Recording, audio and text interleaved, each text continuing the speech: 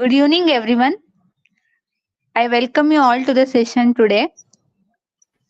Today, we will be learning about Ashtanga Hridaya Sutrasthana, chapter 11, 12, 13, and 14.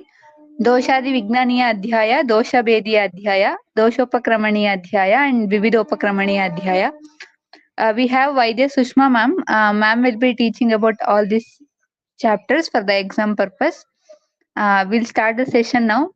Over to you, ma'am. Hello, good evening, everyone. So, today we'll be dealing with 11, 12, 13, 14 of Ashtanga Hridaya Sutrasthana. All of these chapters are really, really important.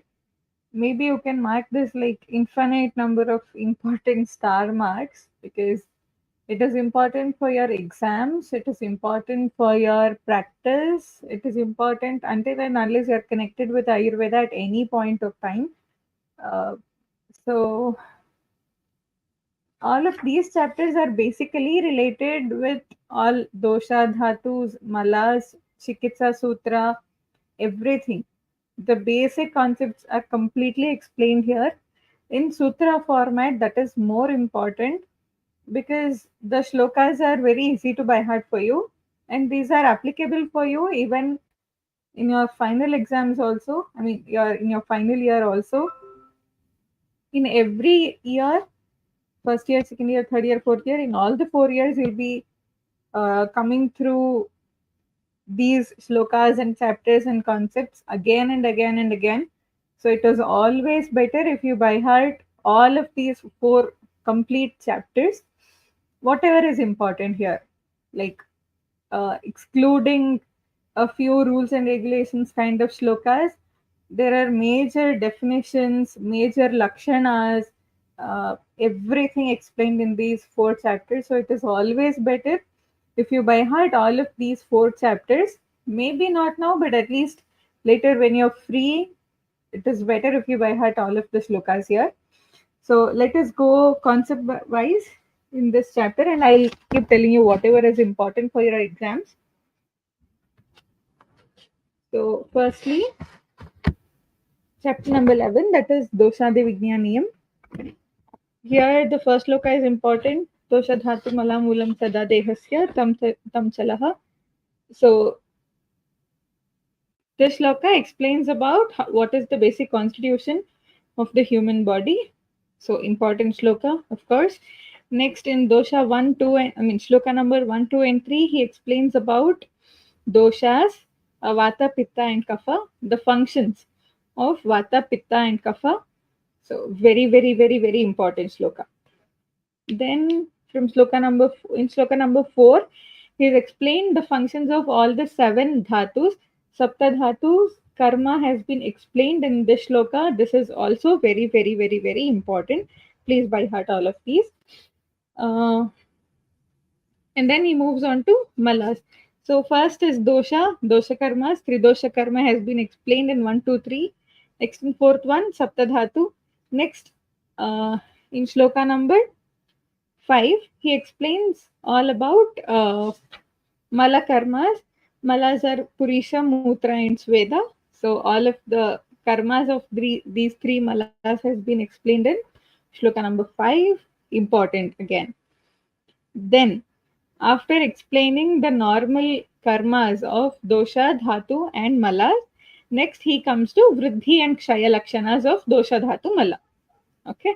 So the first explanation until now, until shloka number 5, was about normal functioning of doshas, dhatus, and malas. Now, after this, he explains about vriddhi, and then he goes into kshaya of all the three again, dosha, dhatu, and mala. Okay.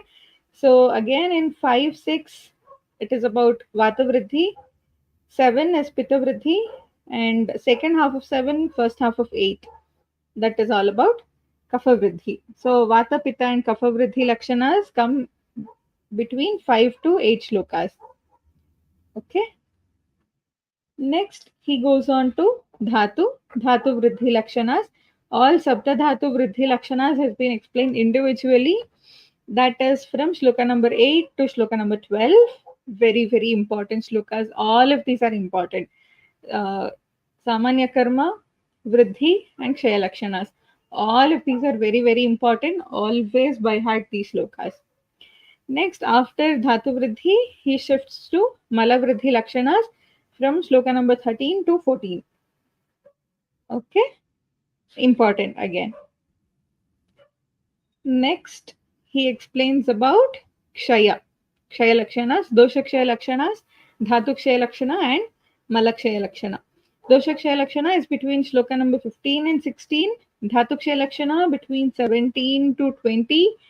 And Mala Kshaya Lakshanas between shloka number 21 to 23.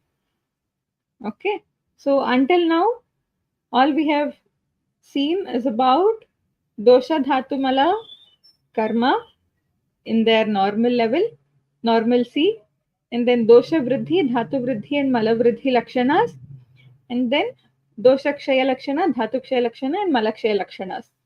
Okay, all of these are very, very, very, very important shlokas. Please by heart this always. This could be like a complete package for you of to explain about Dosha Vriddhi and Dhatu Vriddhi and Mala Vriddhi Lakshanas and Kshaya Lakshanas, both Vriddhi and Kshaya Lakshanas combined into one single question. And always, always, always mention the Sanskrit terminologies when you're explaining about these Vriddhi, Kshaya Lakshanas and Samanya Karmas. Okay, it is always better if you mention Sanskrit terms. Do not explain it in English translations. Like, say, for example, here in Purisha Lakshana, shloka number 21. The shloka is Purise Vayurantrani Sashabdo Veshtayaniva Kukshau Bhramati Yatyurdhum Hrit Parshve Pidayan Grisham. So the meaning here is there is noisy movements in the abdomen, there is noise coming up, and there is colicky pain. There may be reverse movement of the vata and pain in the parshiva, that is on the flanks.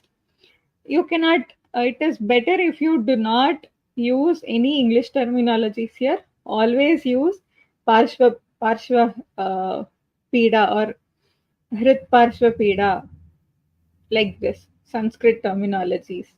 Okay, always better, because that will fetch you marks. And how much ever English terminologies you use, they may not be as perfect as the author is trying to tell in the shlokas. So there is always a chance that you might misunderstand and you might write it in a wrong way. So that cannot happen because it's your final exam. Always better if you use Sanskrit terminologies for all of these. Okay. Next, he explains in shloka number 24 and 25 what is the importance of understanding Vriddhi and Kshaya. Okay, this is not of much importance. You don't get asked with any questions of this topic between shloka 24 and 25. Next concept, whatever is there, is an important topic. This could be your short answer question and also your Viva question, possibly. This is about Ashraya Ashray Bhava, like the Ashraya Ashray Bhava between doshas and dhatu. Okay, so the explanation or the connection between doshas and dhatus are explained in this shloka of 26. And after that, in 27, 28, and 29, there is an explanation about an exception here. So, if I have to explain to you in a brief, about this Ashraya Ashray Bhava, here the author says Vata is related to Asthi, Pitta is related to Sweda and Rakta, Kapha is related to the other rest of the dhatus and malas. So he says this is an reciprocal relationship. That is, if if Pitta increases, then Sweda and Rakta decreases. That is how reciprocately it is related. But only Vata and Asthi Dhatu does not act like that. It is equally related. If Vata increases, if there is Vata Vriddhi, then there is Asti Vriddhi. If there is Vata Kshaya, then there is Asti Kshaya. This is equally related. But the other doshas and dhatus and malas, whatever is interrelated, it is like Pitta, Sveda, and Rakta. If Pitta increases, then there is decrease of Sveda and Rakta, and in the opposite, in vice versa, when it is decreased. Okay, so this is the concept basically, but you can understand it detailedly in shloka number 27, 28, and 29. They have also explained about chikitsa also. That is when you can understand it. Basic, very one or two line of explanation on chikitsa is mentioned there.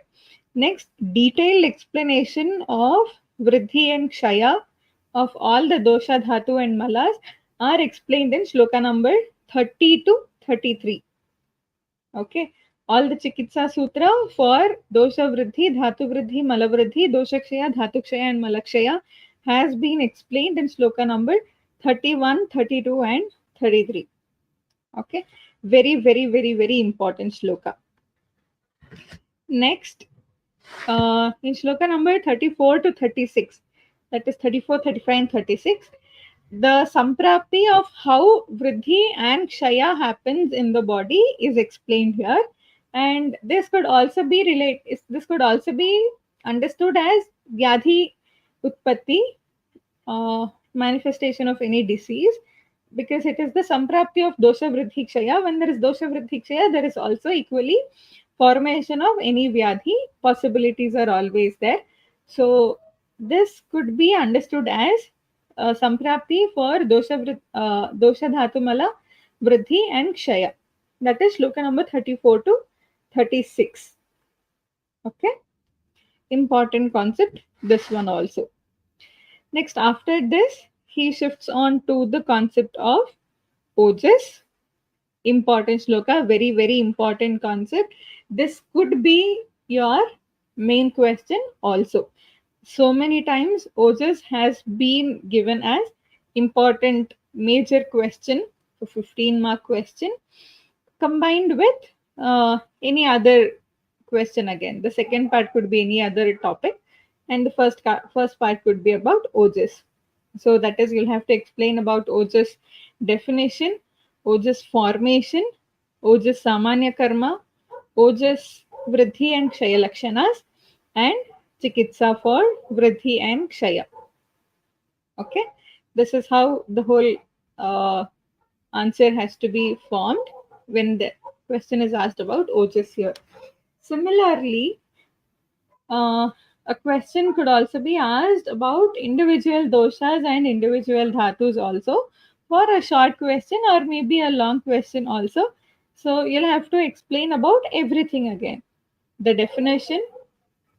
See, for example, if the question is about Pitta dosha, Pitta samanya karma, lakshanas, and sthana, guna, and types of Pitta, and different karmas of different types of pitta, their sthanas and everything, vriddhi kshaya lakshanas, and chikitsa. All of these has to be covered when a specific dosha, dhatu, or mala has been asked as a single topic. So you will have to gather information from different chapters, and you will have to present it in the form of a complete answer. So this type of question can also be asked for you in the exam. So it is always better if you study in both ways. Study in the concept of adhikshaya, or like uh, sthana of all the doshas in collectively. Also understand it, or also try to remember with respect to individual dosha. Say, for example, Vata dosha, everything as a list of Vata dosha, starting from definition until Vridhi Kshaya Lakshanas and Chikitsa. Okay, as a series of concepts. So you have to study in both the ways, either individualized according to doshas, dhatus, and malas, also in terms of different uh, concepts or different topics of every dosha collectively. Okay, so OH's explanation is from shloka number 37 to 41. Everything about ojas is from 37 to 41. Definition, karma, vriddhi, and shaya lakshana. And chikitsa for vriddhi and shaya. Everything is covered in this group of shlokas. Next, the last few shlokas are all about general topics again, but related with dosha. In shloka number 42 and 43, there is explanation about the characteristics or the kind of food a patient or the person tends to have or tends to avoid when there is dosha, dhatu, or mala vriddhi or kshaya with respect to whatever is happening. If there is vata vriddhi, there then the person might dislike any food that will cause vata vriddhi because the body is trying to balance on its own. When there is vata vriddhi, the person will try to have the opposite, the food which have opposite gunas, and they try to avoid the food which have similar gunas. That is how the body starts uh, sending out signals about whatever the food the person likes or dislikes. So that is also an important point that you'll have to understand here. That explanation is in shloka number 42 and 43. Okay. Next, in 44 and 45, it is about the concluding shlokas. He explains how the dosha, vriddhi, kshaya, everything is important, and what is the importance of maintaining the dosha dhatu malas in the normalcy, and what happens if there is vriddhi or kshaya in dosha dhatu mala as a concluding statement. Okay. So that becomes the end of the first chapter, that is Doshadi Vijnaniya, the 11th chapter in the first chapter of today, that is Doshadi Vijnaniya. So this Doshadi Vijnaniya was all about understanding dosha dhatumala, vriddhi, and shaya lakshanas and samanya lakshanas. Clear? Next, we shift on to Doshabhediya. So here in Doshabhediya, as the chapter title says, it is all about different types of doshas, like dividing all doshas into different types. Say you have vata dosha, the different types of vata dosha, pitta dosha, different types of pitta, kapha, and different types of kapha. That is the first topic explained, and later the different concepts again follow back. So initially there is an explanation about different types of vata, pitta, and kapha dosha. Okay. So, in this chapter, shloka number 1, 2, 3 explains about samanya sthana of doshas, vata sthanas, pitta dosha sthana, and kapha dosha sthana. Everything is explained in shloka number 1, 2, 3 individually. One is about vata dosha, two is about pitta dosha, and third one is about kapha dosha sthana. Okay. And then he starts explaining about vata, the 5 types of vata, from shloka number 4 to 9. Very, very important shloka. Even this whole chapter is quite important. You have to by heart all of these shlokas. From starting from shloka number 1 until shloka number say 20.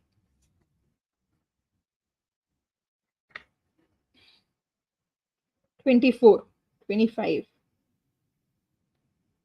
Yes, until shloka number 24, it is better if you by heart. Shloka number 1 to shloka number 25, always better if you by heart, because if there is a question asked, just mention the shloka, write a few lines and explain about the shloka in 1 or 2 lines, and then you can move on to the next question when you have to answer, because this is the smartest way of answering your question. You'll have lot of time in the end when you have to answer some important long questions when there is explanation really required.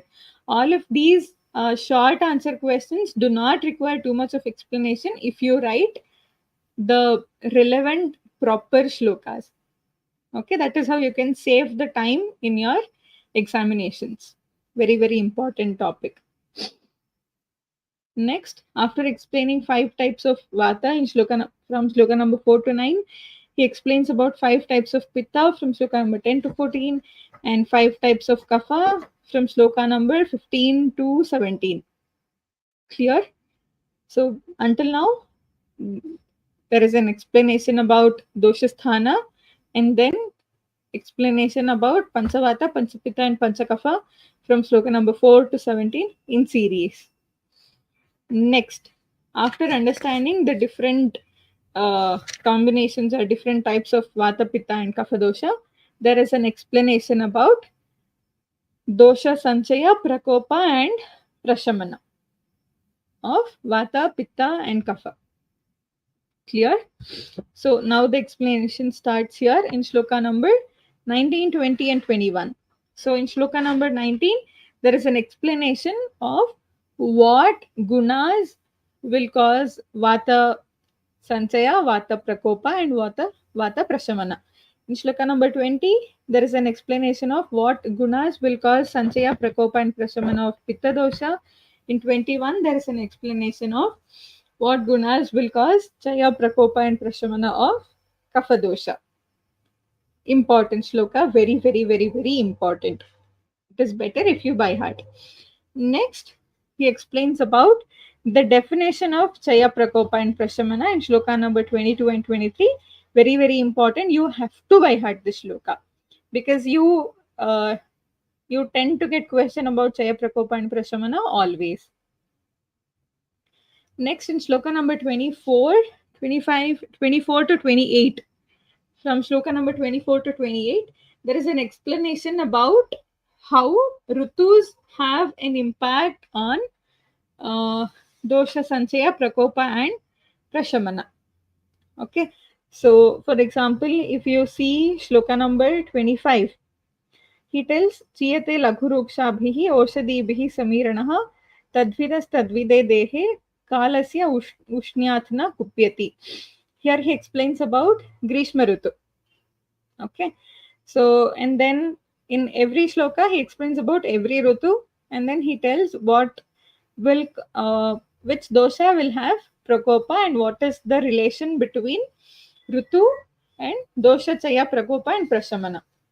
So make a tabular column for this. It is easier for you to remember. Maybe you need not have to remember by heart the shlokas here because it's quite confusing and it becomes a lot for you to by heart at this point. Make a tabular column of what doshas will undergo chaya, prakopa and prashamana in what rutus. Okay, this is clearly explained in this chapter here in this shloka. Next, in shloka number 29, 30 and 31, he explains about roga karanas. What is the reason for disease to manifest? Roga karana or roga utpatti karanas. That is shloka number 29, 30 and 31. Okay. So here he says this prakupita doshas, whatever is there in the body, they will get spread everywhere and then the disease manifestation happens. Vyapnoti sahasadeham apadatalamastакam nivartate tu kupito malo alpalpam jalo ghavat. He says the prakupita doshas will spread all over the body, but it will take quite a long period of time for the disease to manifest, but it is bound to happen. And then in shloka number 30 and 31, he says, Nana rupaihi asankhyaih vikaraihi kupitamalaha tapayanti tanum tasmat hetu akriti sadhanam shakyam na ekakasho vaktum ataha samanyam uchyate. Here he says that the kupita doshas, whatever is there, they get spread all over the body and they produce innumerable diseases. Asankhyahi vikarehi. They will produce innumerable diseases with various symptoms, with different hetu and akriti and sadhana. By all of these doshas, by accumulating in different places of the body, different sthanas, they will cause the symptoms to occur depending on whatever the place they have gotten accumulated at, and then they have to be treated. And the treatment is explained in further. But because they have different levels of prakopa, dosha prakopana, different places to go and accumulate, and different severity of such combinations, there are asankhya vyadhi and they cannot be listed. Okay, so this is all about explanation in shloka number 30 and 31. Next, he again keeps explaining about the same thing from shloka number 32 to 35. So, sorry, 32 and 33.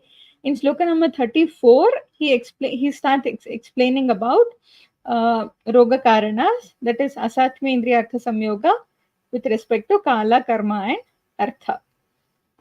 This we have already dealt with in Charaka Samhita. The same explanation is given but in sutra format. Important topic to remember, but if possible by heart the shlokas, if not it is not required. Always, at least in this now, in Roga Karana, Asatindya, Samyoga and all, better you write the explanation and maybe not try to buy heart shlokas, because this is not that easy for you to buy heart. If possible, you can. Okay, so same thing is all about Trividha Roga Karana, that is Asatmendriya Artha Samyoga with respect to Kala, Karma and Artha, and Prajnaparadha. Everything is explained in shloka number 34 to shloka number 39. Same explanation about all Indriya, Indriya Artha, and the Kala, Karma, Artha, Hina Yoga, Ati Yoga and Mithya Yoga with respect to Kala, Karma, Artha. Everything is explained here with proper examples. Next, he explains about karma in shloka number 40 and 40 to 42. 40, 41, 42 is all about explaining karma, different types of karma, that is kaya, vak, chitta, bheda. There are three types of karma: kaya, vak, and chitta, that is physical, verbal, and psychological. That is mind or mental, the last one. So all of these karma explanations are explained with examples, shloka number 40 to 42. And then he also explains about Dasha Nindaniya Karya. Here, Dasha Nindaniya Karya is explained in shloka number 42. Very, very important. That is also a Viva question for you. Next, in next concept is really important. This could be your long answer also.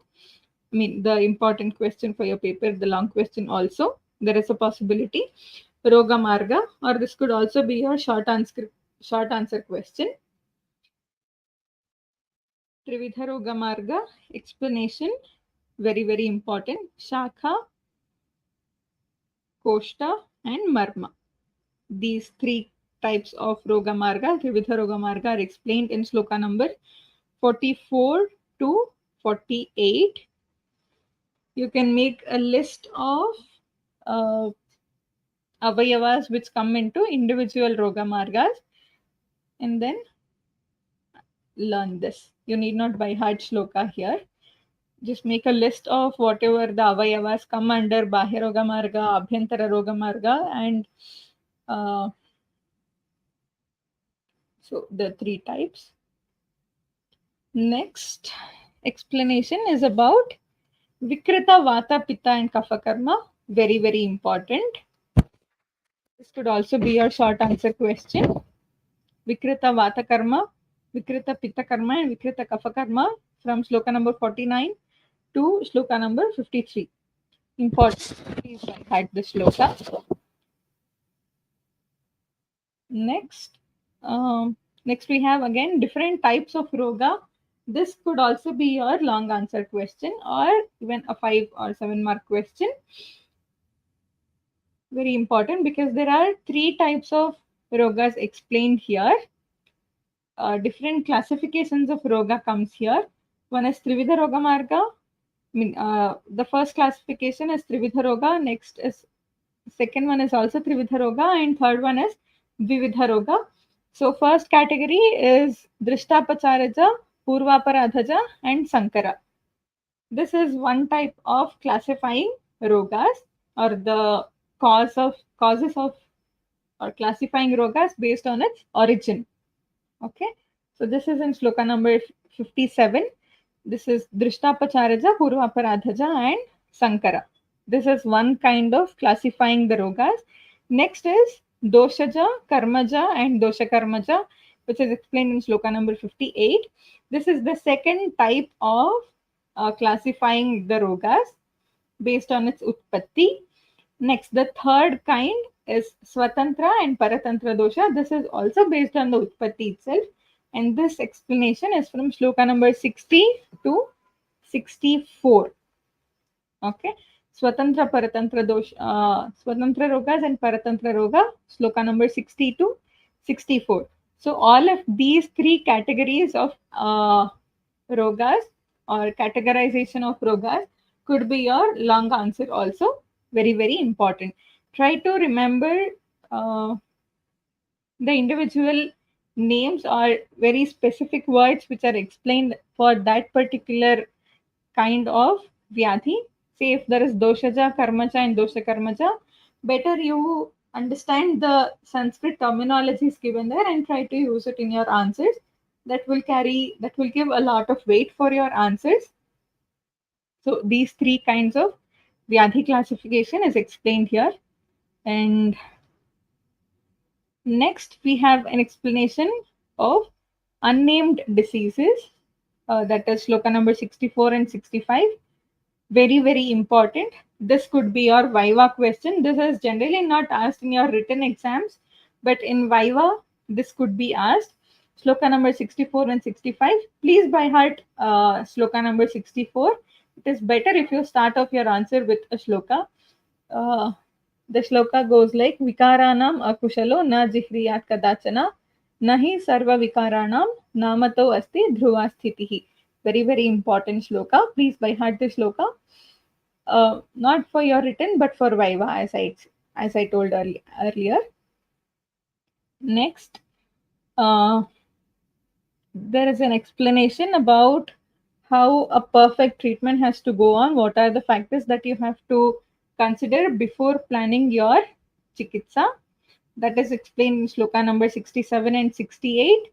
And caution for treatment planning is explained in shloka number 69 and 70. And the last topic of this chapter, a very long topic, there are very, very low chances that this question is asked or this topic is asked, but better if you understand at least or know what is it. It is just desirable to know kind of topic. That is combination of dosha vriddhi and kshaya lakshanas. Dosha vriddhi and kshaya. Okay. That is from shloka number 73 to 87. So there are different permutations and combinations of what dosha can go into vriddhi, what dosha can go into kshaya, severities, and how the combination can work. And what is the number of combinations of vriddhi and kshaya that can happen. This is all about permutations and combinations of such things. So that is in shloka number 73 to 87. It's just desirable to know, not like you have to know, but better if you know about this concept. It is not advisable for you to spend a lot of time in understanding the permutation and combination and by hearting all of those combinations. Maybe just know about it. That's all. Okay. So by this we come to the end of today's lecture series. That is about Doshabheda Adhyaya. Next chapter is 13th chapter, which explains of Doshopakramaniyam, which is Doshopakramaniya Adhyaya. Here in this chapter, it is all about Chikitsa, and there is an important topic also explained in this chapter, that is Ama and Aushadhakala. These two are the very important topics that are explained in this chapter. So let us study about this chapter. Now let us understand what is the important concepts here. So as the title says, Doshopakramaniya, the concept is, the first concept itself is that the upakramana or the treatment, upakrama of all the doshas, that is vriddhi and kshaya, chikitsa, very specific chikitsas have been explained for individual doshas. So the first concept is about vata dosha chikitsa, shloka number 1 to 3. Pitta dosha chikitsa from shloka number 4 to 9, and kapha dosha chikitsa from shloka number 10 to 12. These are very, very, very, very important shlokas. You can mark how many ever stars you want. These three concepts are very, very important. Please by heart them. You could get a long question about this. Next, from shloka number 13 until 16, there is general explanation about chikitsa, what has to be done, and general rules and regulations have been explained about individual dosha chikitsa when you're planning. And after that, there is an important topic here, that is dosha gati. Here, dosha gati is the movement of doshas from shakha to koshta and koshta to shakha. What are the factors that are responsible for dosha movements? That is explained here.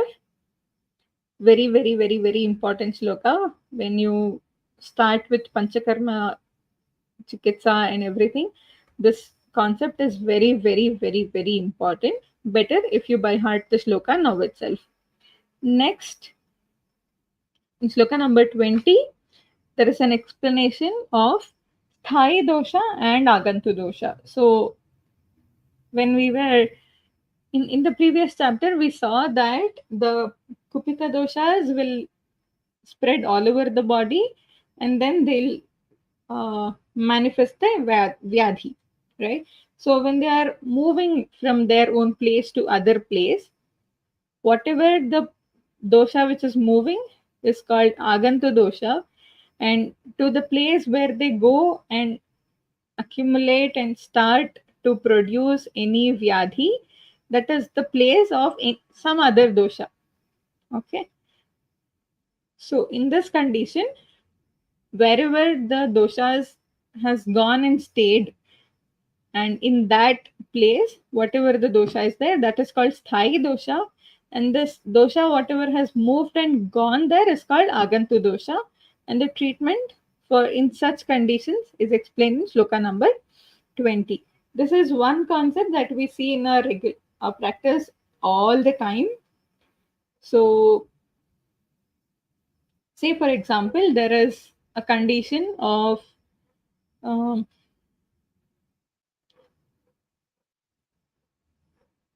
vibandha. Okay, so here in vibandha, or yeah, in condition of vibandha, there is no sthai dosha or agantu dosha. There is only one. There is vata vriddhi that is happening. So the chikitsa is just simply for vata chikitsa. Vata nulomana dravyas can be given, and vibandha will get cleared off. But when there is burning sensation associated with vibandha, or when the person is trying to pass the motions and then he has burning sensation, he has sticky motions or anything, that is when we have to consider about sthai dosha and agantu dosha.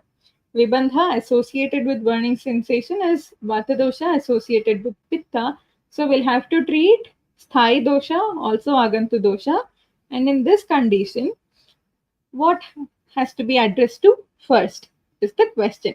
So the treatment has to be planned like, first the sthai dosha has to be treated, that is the first vata dosha has to be treated, and then agantu dosha has to be treated, that is later on pitta has to be treated. when there is association of burning sensation along with vibandha, right?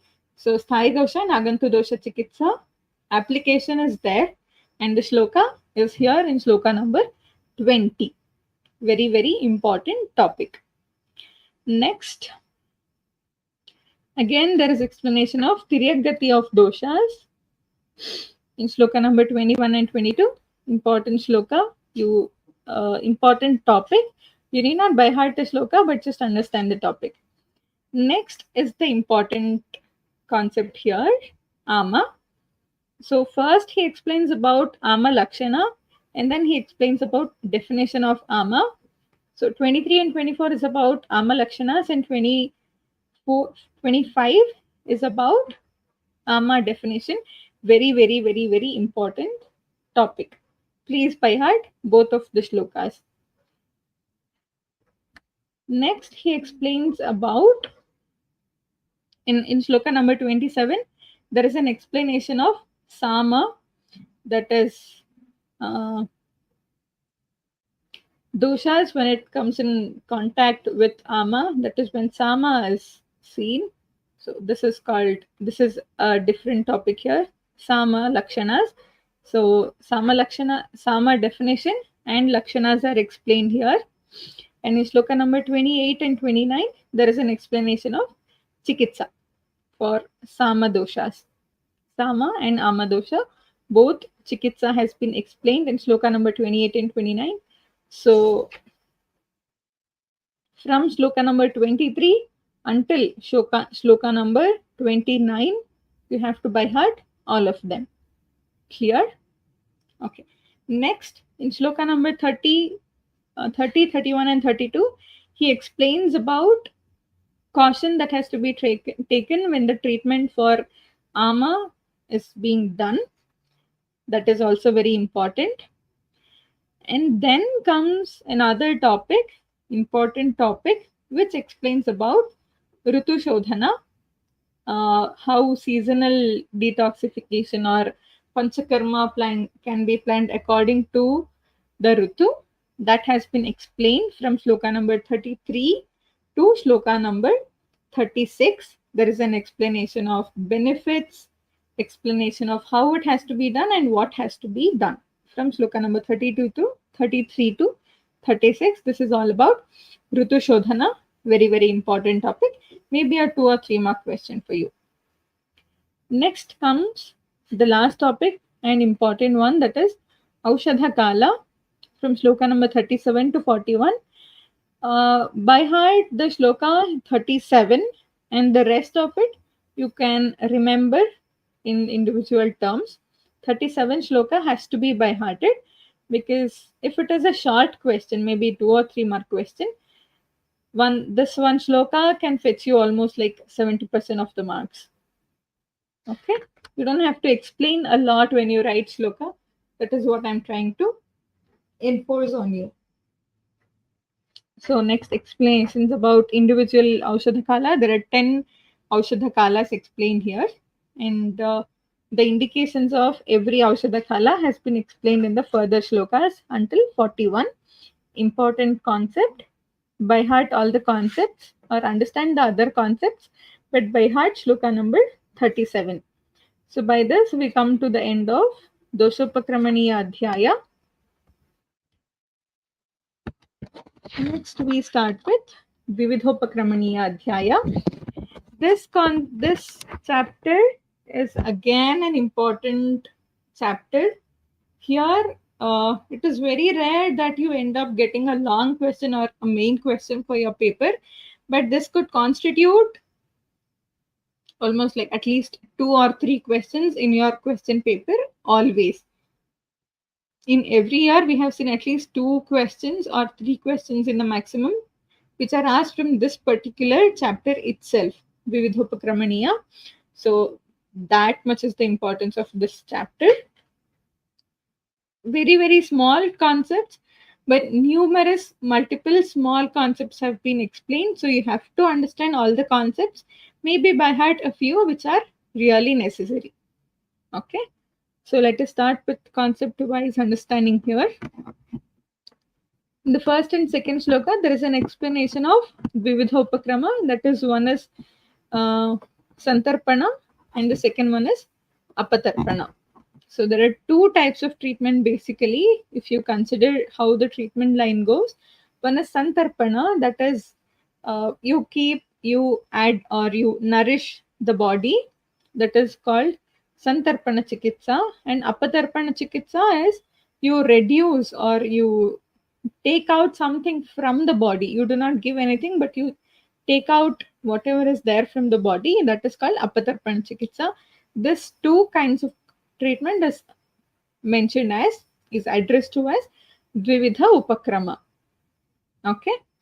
This could be, this sometimes could be your long question to explain about Vividha Upakrama. So you have to explain completely about the different types of Santarpana Chikitsa and different types of Apatarpana Chikitsa, which are explained in this chapter. Okay. So the first and second sloka is all about two types of treatments, Vidhopakrama, Santarpana, Apatarpana, Brahmana, Langhana, everything is here. And next in sloka number 3, this is again an individual concept here, that is Panchabhautika Chikitsa, that is the role of Panchamahabhuta in the Upakrama, how Panchamahabhuta can be utilized in Chikitsa. Next, there is an explanation of Langhana types, Shodhana types, Shamana types, definition, their classification, everything from sloka number 4 to 6. And so this, until here, it was all about understanding the types of everything. We have understood two types of treatment, that is Santarpana, Apatarpana. Next, we understood Brahmana, Langhana. Next, we understood Shodhana, Shamana, everything.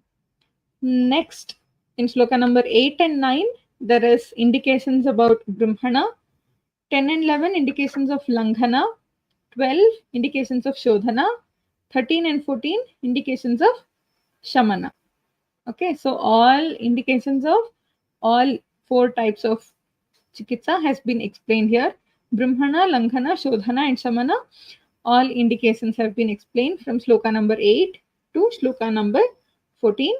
By heart all the names of indications, and you may not be required to by heart the shlokas. Just by heart the names of list or names of diseases that has been mentioned in the indication.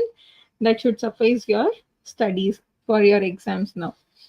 Next, in sloka number 15, he gives a caution of who has to be given what kind of treatment. Very, very important concept. This is not related to your exams, but this is an important topic that you have to remember until you practice Ayurveda. Here he says, Na brahmayet langhaniyan brahmyamstu mrudu langhayet yuktya deshakaladi balahatastan upacharet.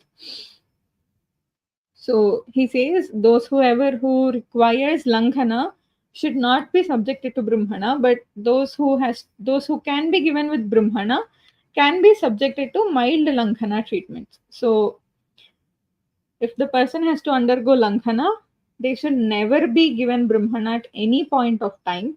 But if you're planning, or if the person is suitable for brahmana, then you might do a little bit of langhana, because anyhow the further plan is to do brahmana itself. So you don't have to worry about it. And in either of the conditions, either of the treatment plan, you should always consider about desha, kaladi conditions and bala also.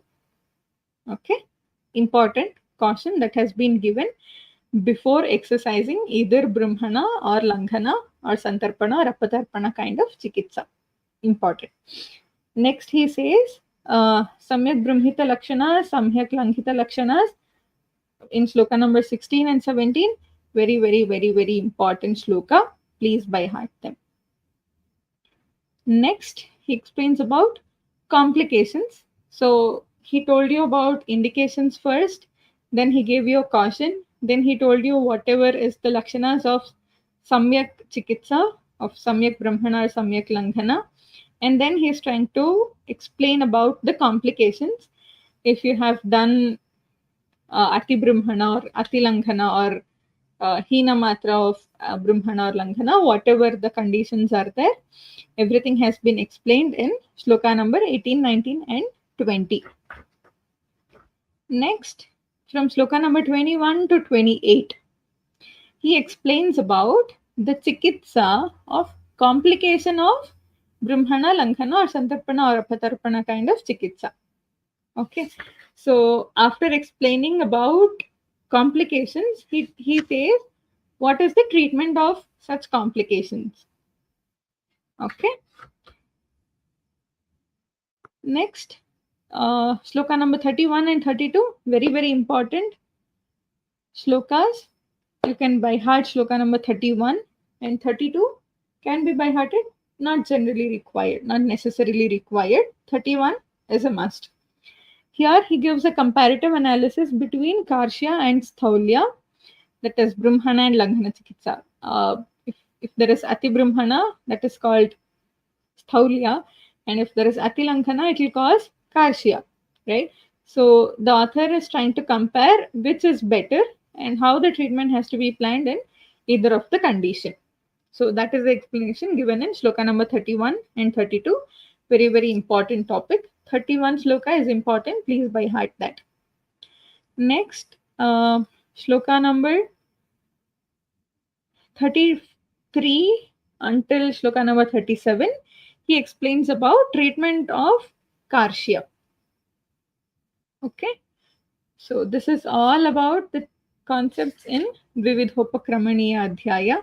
In whole, if I have to summarize and tell you, all the 4 chapters that we have seen today, that is 11, 12, 13, and 14th chapter, all of these can be studied like this in individual chapters with respect to the concepts utilized, or you can make a list of Vata dosha related concepts, Pitta dosha related concepts, Kapha dosha related concepts, all dhatu related concepts, and all mala related concepts, and then also study. That is also possible, or you can divide it like this and then study. Because in the first chapter we studied about all vridhi kshaya. In the second chapter we studied about types, chaya, prakopa, prashamana, etc. And in third chapter we studied about whatever is lakshanas, types, and everything. Sorry, the chikitsa part, upakrama, we understood those upakramas. And then in the fourth chapter, we have understood what is the major line of treatment, that is Langhana, Brahmana, etc. So, in either of the way you can study, but overall, if you study at once 11, 12, 13, 14, the concepts that you will be able to understand is very easy, very easily understandable, simple concepts, but there are multiple concepts explained here because this forms the base of whatever you study in the further chapters. Okay, so all of these 4 chapters are really important. The more shlokas you by heart from these chapters, the better it is for you to write in your exams. You'll be able to save lot of time if you mention shlokas and not keep on just writing paragraphs of English sentences. Better always try to mention shlokas. Maybe even half of it, whatever you remember. Just one line of shloka is also sufficient. The examiner will feel like, okay, something he has written, something the student has written, and let me give marks for that. Instead of just writing the whole paragraph for the whole page. Half page of explanation can be concised exactly into one line of shloka, and you can save a lot of time to explain the other concepts where explanation is really a must. Okay, so plan up how you write in your exams, and then that is also required to plan how to maintain your time in the exams according to the questions asked, according to the number of pages that you're going to write, or the number of slokas that you're gonna write, everything. Okay.